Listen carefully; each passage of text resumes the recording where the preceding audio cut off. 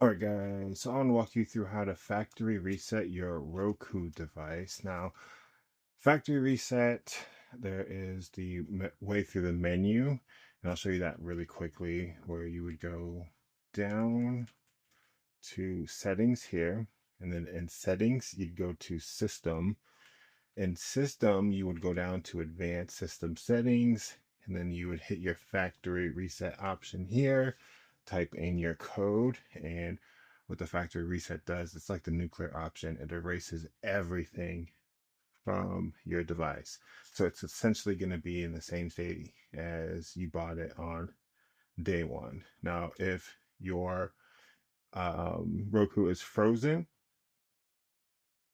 and you want to do a factory reset, on the back of it, there's a button here that says reset.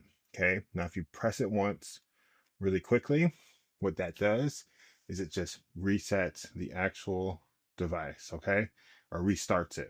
Not a factory reset, but a restart.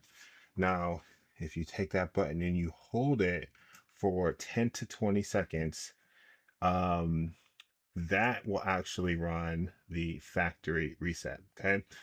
Now, I'm not going to do that because I don't want to have to log back into all of my settings, but that is how um, you would factory reset it if it was like frozen or something.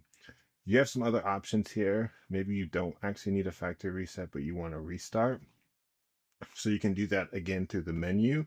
If you have access, you would go to settings, and then for settings, you'd go to system, and then you would go to power, and then you would run a system restart. Okay.